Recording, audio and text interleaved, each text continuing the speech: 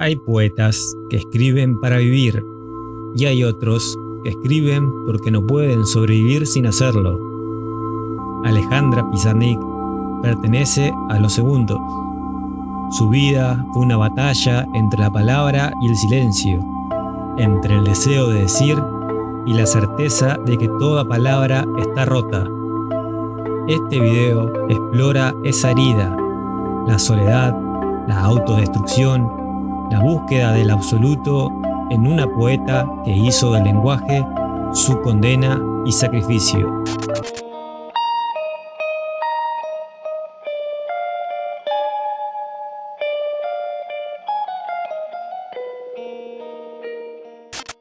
La herida inaugural, exilio, orfandad y la búsqueda del país natal. En análisis de la obra de Alejandra Pizarnik, debe partir de su ubicación estética y existencial. Es considerada por la crítica como la última poeta surrealista, un título que no solo la inscribe en la generación del 60, sino que la coloca en la vanguardia de un movimiento que enfatiza la primacía de la imagen y la exploración de una otra realidad.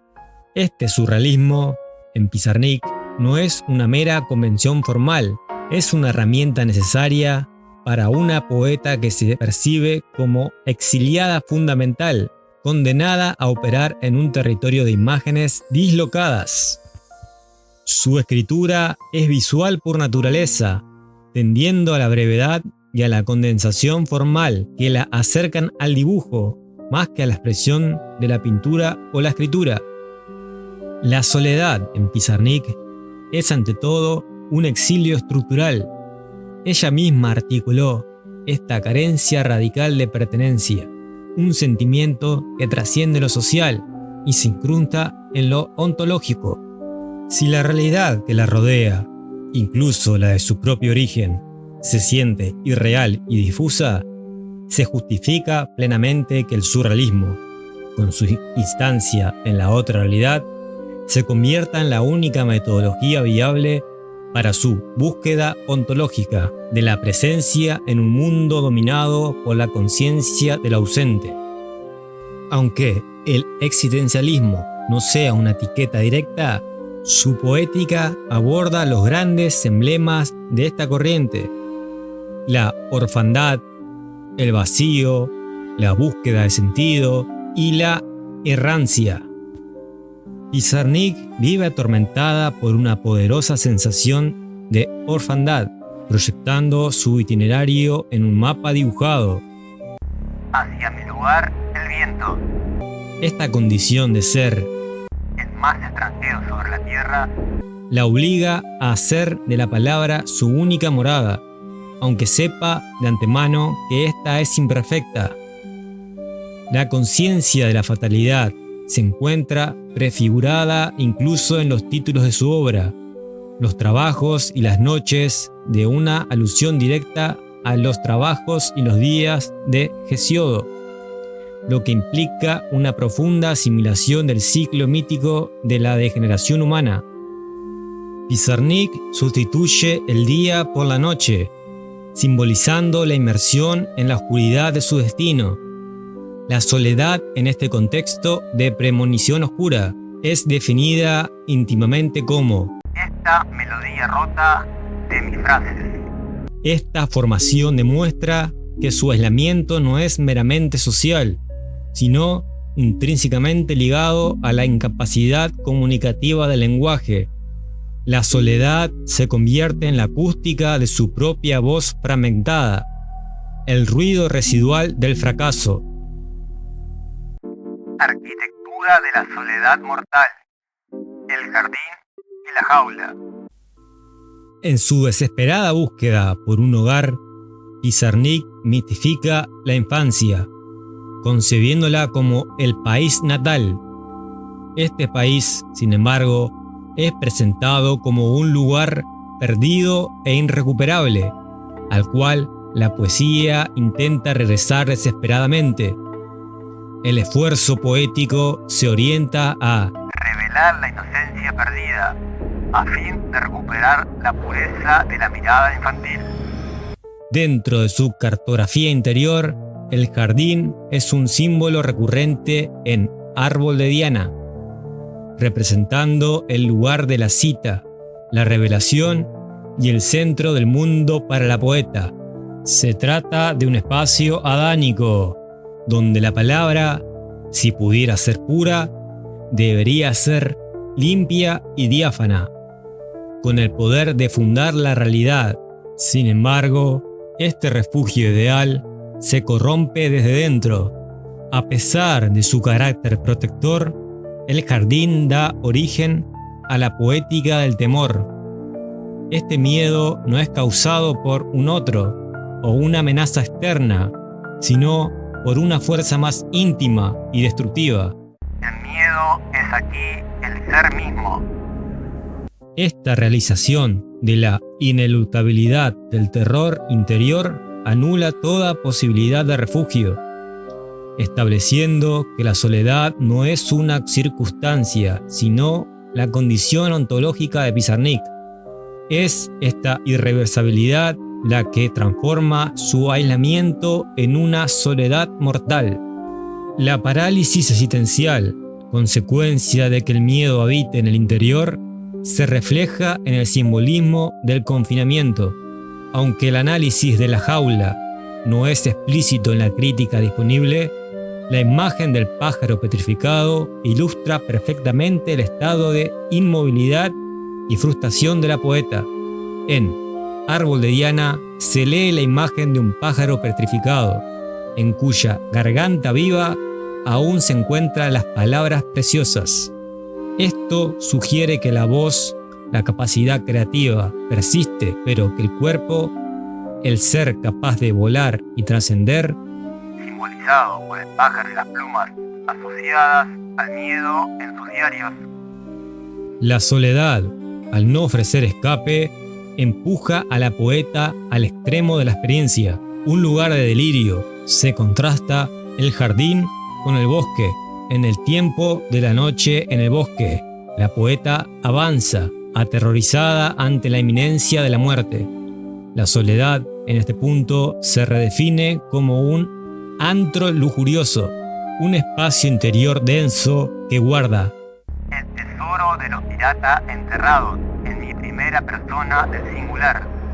Este antro es el campo de batalla de la identidad, donde la autodestrucción se vislumbra como la única excavación posible para revelar el tesoro oculto.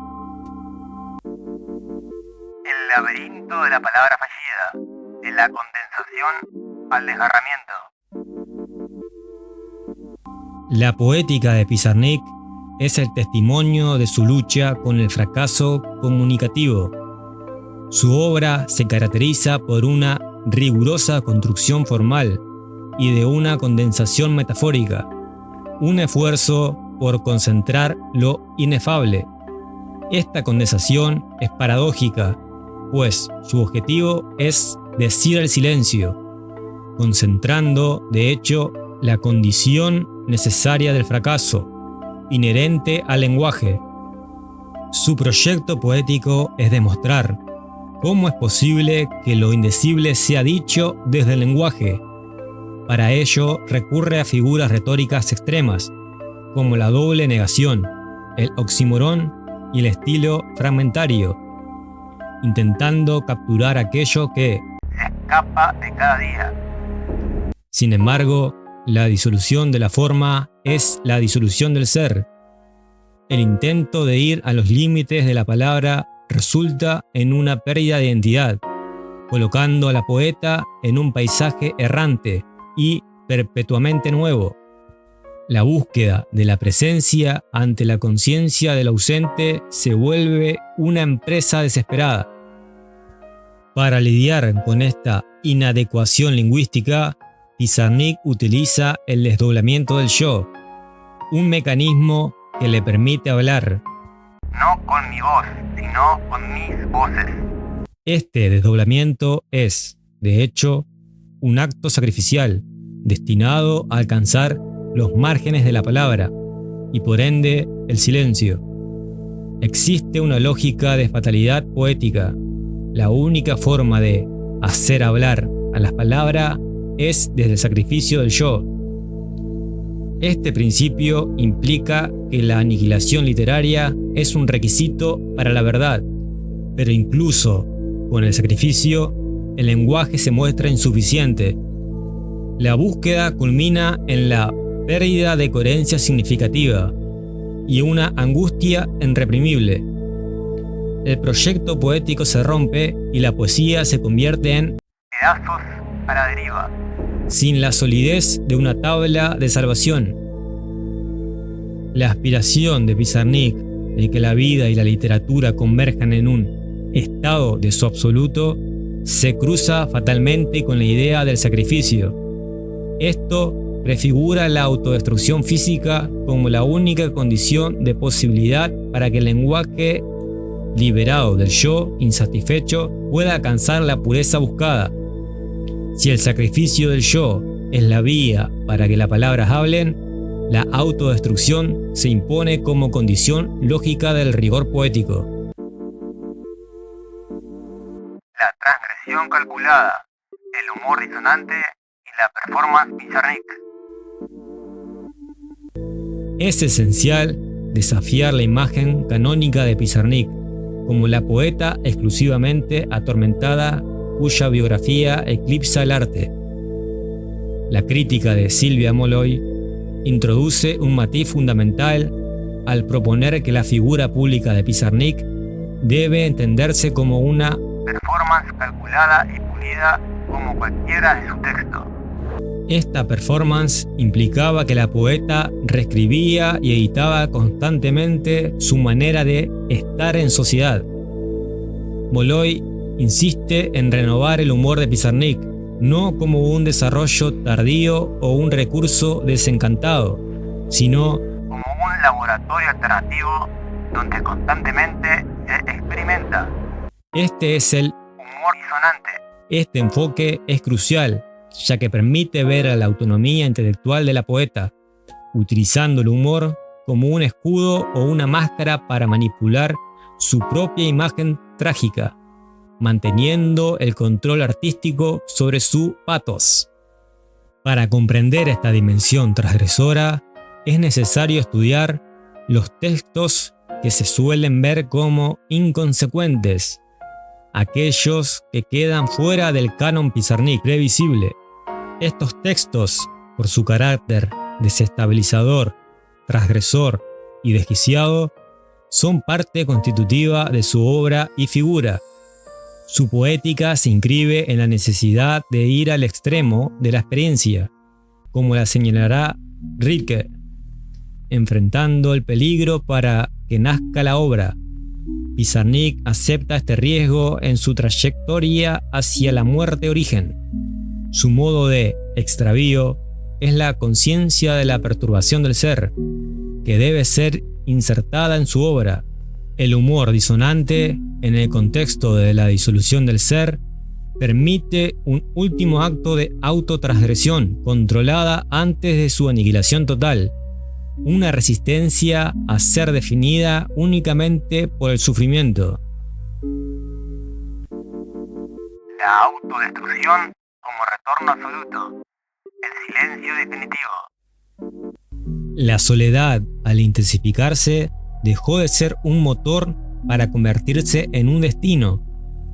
El diario personal de Pizarnik registra una necesidad desesperada de conexión que se enfrenta a una soledad mortal insoportable. Aunque la escritura había sido una obligación vital, el agotamiento existencial era total. Desde 1959, la rendición ante el vacío era explícita. He abandonado todos los estudios, trabajo, no me gusta trabajar, no quiero hacer nada, quiero morir. Este deseo de muerte es la respuesta al fracaso de encontrar asideros en el mundo y al vacío existencial. La soledad, la melodía rota de mis frases, solo podía encontrar resolución en el silencio total de la aniquilación. El acto de autodestrucción confirmado el 26 de septiembre de 1972, es analizado por la Academia como la materialización del silencio absoluto que la poeta buscaba en vida.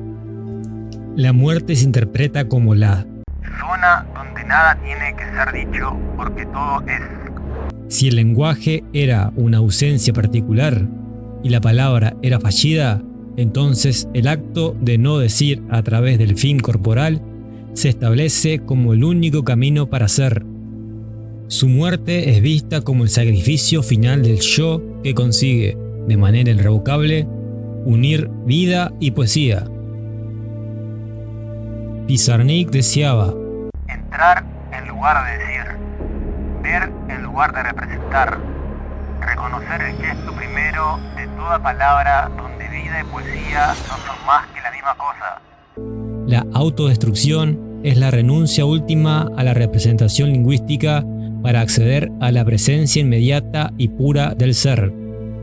Esta interpretación invierte el concepto de fracaso. La soledad fue el motor que le obligó a escribir, pero cuando ese motor agotó el cuerpo, se transformó en un destino. La autodestrucción, analizada desde su poética de la condensación y el absoluto, se revela paradójicamente como el éxito final del proyecto poético de Pizarnik, el cierre lógico y coherente de su búsqueda de la verdad a través del sacrificio total. Conclusiones. La presencia del eco del desgarramiento. La poesía de Alejandra Pizarnik constituye un testimonio monumental de cómo la soledad existencial puede convertirse en el motor de una estética rigurosa y, finalmente, en el vector de la autodestrucción. Su obra es el mapa de un exilio ontológico que no encontró refugio ni en el jardín de la infancia ni en la forma poética, pues el miedo que buscaba evitar era su ser mismo. El legado de Pizarnik se sostiene en la maestría con la que forzó los límites del lenguaje, utilizando la condensación metafórica y el humor disonante como herramientas de transgresión y autonomía. Logró que su obra se mantuviera desafiante frente a cualquier canon predecible. La autodestrucción, en el marco de este análisis, deja de ser un mero evento biográfico trágico para convertirse en la conclusión filosófica de su proyecto, la materialización corporal del silencio definitivo. Pizarnik pagó el precio de buscar el absoluto a través de la fusión de arte y vida. La lectura de Pizarnik exige hoy del lector que asuma su papel de hermeneuta activo, enfrentándose al desconcierto que ella habitó. Su poesía permanece como la cicatriz de una guerra ganada contra el silencio solo mediante el sacrificio total del yo.